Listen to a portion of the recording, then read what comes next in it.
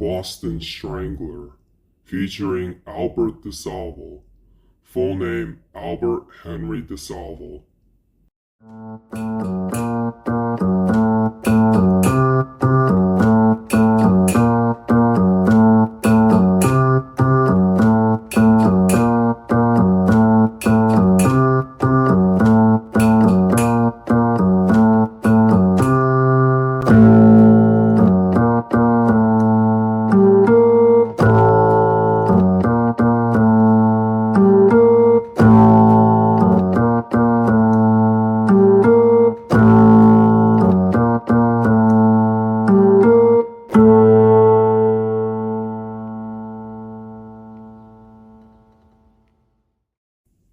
Crimes and sprees.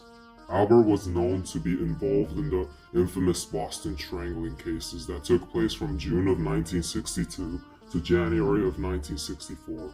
In total, a year and a half, basically.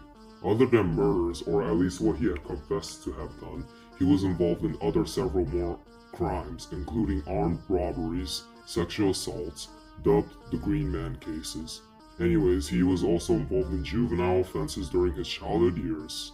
Target-wise, he would apparently usually murder both old-aged ladies and teenage girls, specifically break and get into their homes. When encountering the females inside their homes, Albert was reportedly he would engage in bounding them to their furnitures, brutally and sexually assault the females. Then after the torture, he would end their lives by strangulation, choking them with his bare hands sometimes. In addition, he would stuff their mouths reportedly with their clothes and fabric. Other than using his hands to strangle, it was reported he would mostly strangle them with their own belongings, such as their clothes and fabric. After taking the lives of the females, the killer would intentionally pose the corpses in highly inappropriate methods. In addition, leave their rooms in a mess. Investigation. The investigation of the Boston Stranglings carried along major setbacks, along with many missteps and mistakes from the police. Other than the city of Boston, it was reported the killings had also occurred in Cambridge, Lawrence, and Lynn County, Massachusetts. Due to the confusion, the police couldn't easily share the information, even to their fellow police officers. The info was baffled by 5 separate district attorney officers. It was noted at first the first several murder victims were elderly females. However, later on it was suddenly changed with instead young teenage girls. There were many political pressure towards the police. It was also recorded there were thousands of leads that were either inaccurate or false report, creating a sense of an overwhelming situation. Ironically, during that era of the investigation, the supposed strangler, Albert, was already in custody for an unrelated crime. However, he was soon to be released, and the police overlooked him, thinking he was not the Boston Strangler. Though, on November 3, 1964, Albert was arrested for robbery and a house break-in, unrelated to the Boston Stranglings, due to the fact the female he kidnapped had survived and gave a highly detailed description of the criminal, which is Albert, supposedly, which matched the exact description of Albert, as said before. He specifically broke into the home in Connecticut. He was sent to a mental hospital after being held in custody. Then he confessed he was the Boston Strangler, who was apparently responsible for all 13 murders. Investigation Part 2. Albert was specifically sent to Bridgewater State Hospital for psychiatric evaluation. It was only in the hospital when he met an inmate who goes by George Nassar, who also claimed to be the Boston Strangler, which led to a confusing confession between the two. Trial and court proceedings. The court trial did not involve the Boston Strangler murders. It only involved the Green Man armed robberies and sexual assaults. The trial unironically only involved males. In fact, it was originally supposed to be a female jury. However, due to the crime's details, it swapped to a male jury. For the court proceedings, he was sentenced to life in prison, which meant he would pass away in prison, specifically in MCI Walpole prison. The same prison serial killer Cape Cod vampire Tony Costa stayed in. Childhood. The childhood of Albert involved brutal violence, abuse, mental trauma, and matched every criteria of red flags in becoming a serial killer. Albert was born between his father Frank Desalvo and his mother Charlotte Desalvo. It was reported Albert, along with his siblings, were forced to witness Frank, his father, breaking his mother's fingers. In addition, the abuse led to her teeth being knocked out. Their mother wasn't the only one who was abused. Albert and his siblings were abused regularly, being beaten all the time. For the case of Albert, he was beaten with specifically an iron pole struck violently onto his back. In addition, Albert was forced into labor without the chance to have proper rest. It was recorded in one of the beatings, Albert was strangled by his father, which led to his brother Richard Desalvo punching his father to protect Albert. However, that infuriated his father, leading to the father punching both Albert and Richard onto their heads. Albert exhibited early signs of sociopathy, specifically animal cruelty, and his father leading him to the life of stealing and crimes. He was arrested when he was 12 and 17 years old, though he was released immediately due to his young age and minor. Description: Albert deeply desired to escape from his family life, leading him to enlisting in the U.S. Army at age 17.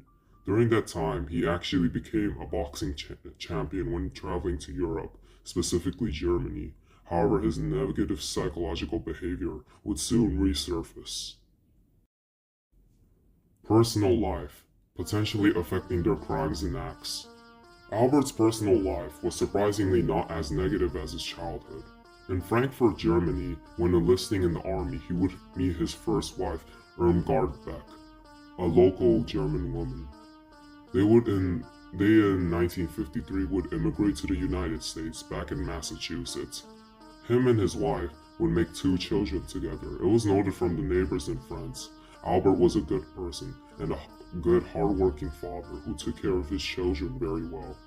Though their first child carried severe disabilities, leading to sexual conflict between Albert and Irmgard.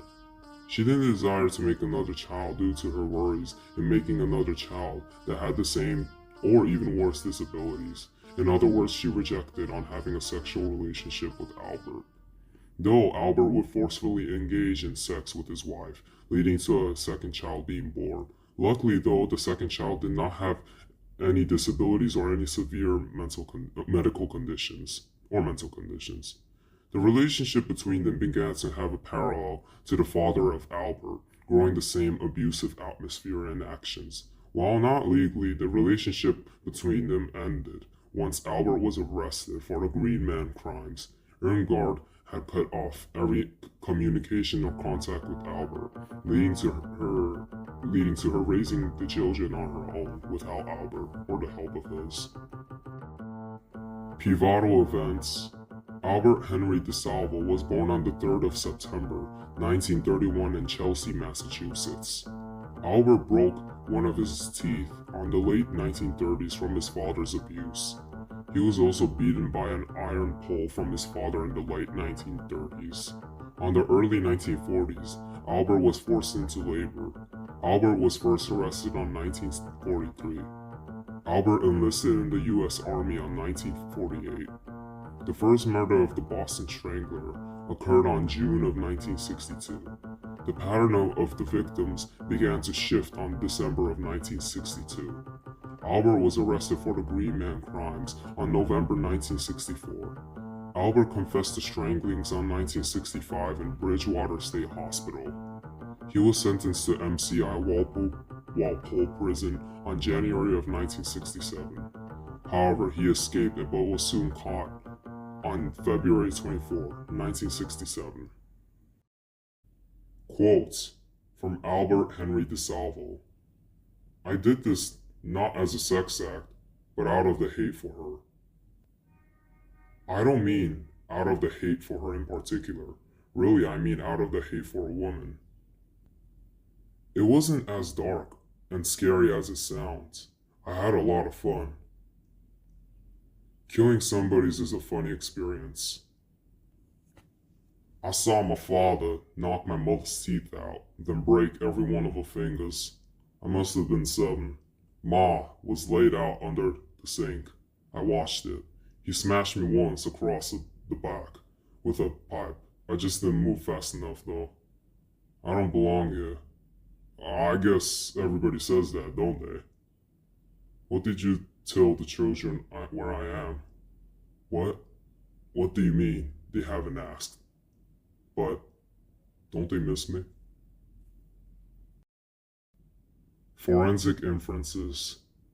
From the reported stranglings and the case or crimes Albert had committed, it's likely Albert was not alone in all 13 stranglings in Boston. He may have kept the victims alive during the Green Man crimes. However, it's likely he might have went too far and murdered the victims in other cases, which led to the murders getting dubbed and part as the Boston Stranglings. When doing the crimes, it's likely a combination of his father's abuse, especially towards his mother, and along with the sexual rejection from his wife, had combined. He was likely used to seeing how his father abused females in his life, making him crave to do the same, an inspiration in other words. He likely knew what was right and wrong, but he still went along with the murders and crimes. While it's not proven, it may be possible there might have been a resentment towards his mother due to the fact seemingly said his mother couldn't stop or protect Albert from the brutal abuse his father did. He likely saw the vulnerability in his mother. Likely when doing the killings or crimes, he found females as an easy target to kill or torture, as he reflected from his mother. It may be possible the victims have reminded him of his vulnerable mother. In his mind, the violence was processed, leading to him thinking the normal thing to do was violence, while he knew it was right and wrong. Overall, the mind of Albert had tragically been characterized by the abuse and the blending of violence.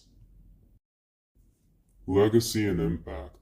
The case of the Boston Strangler remains one of Boston's most largest cases.